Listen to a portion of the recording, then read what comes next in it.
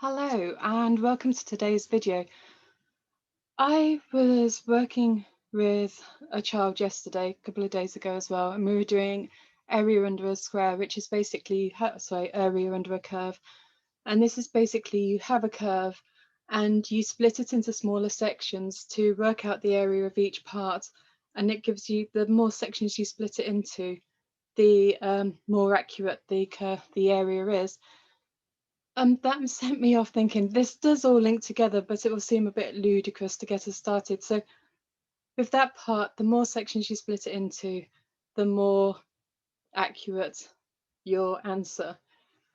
And then another completely random thought came to me. And years ago, when the kids were little, we used to go on holiday with friends, and we would drive. We were living in North Yorkshire at the time, and we'd drive down and meet them at the resort in France. And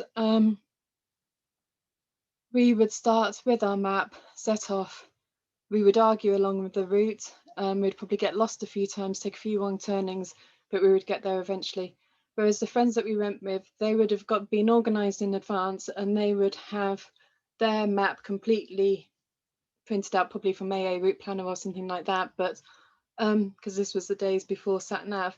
But they would get there and they would be so much less stressed than us because they'd broken it down into little pieces. And that's where I'm going to get to the point, because basically when you start a tutoring business, the more pieces you can break it down into, the more likely it is that your business is going to be a success. So rather than just jumping in and go, right, I'm going to be a tutor, before you get that far, what you need to do is you need to think about, who do you want to tutor? Where are you going to tutor? Basically, who, where, why, when, how. So who are you going to tutor? Where are you going to tutor? I mean, at the minute, most things have to be done online, but hopefully that's not going to always be the case. It may be that you'd rather travel to their house in time, or they would travel to you, or you might have a tutoring, you'd rather work within a tutoring centre where you've got other tutors around for more support. Who, where, how are you going to tutor them? So what's your tutoring style going to be? Are you going to use textbooks? Are you going to use worksheets that you download from the internet? Are you going to create your own resources? Are you going to use a combination of everything?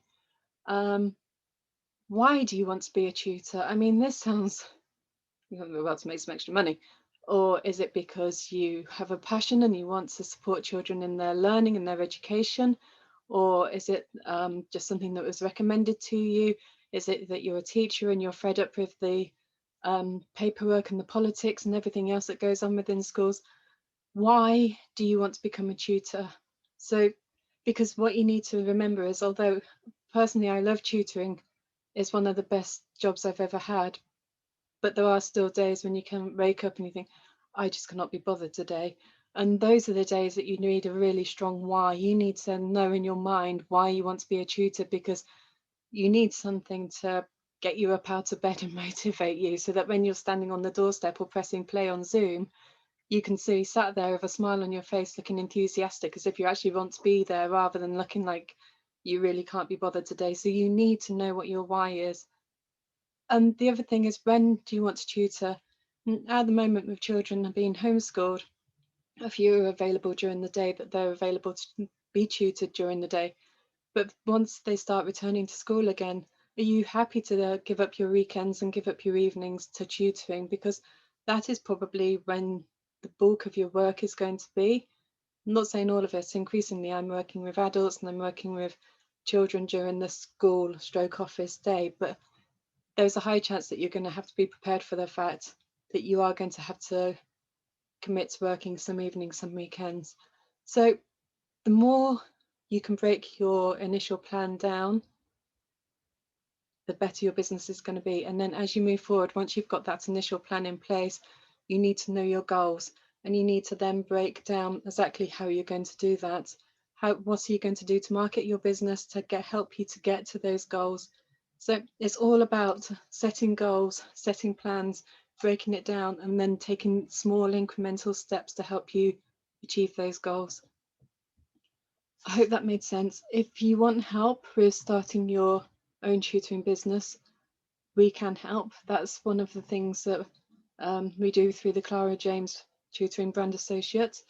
If you click on the link below, there'll be more details there. I hope you found this helpful. and I look forward to speaking to you soon. Take care and bye for now. Have a great week. Stay safe.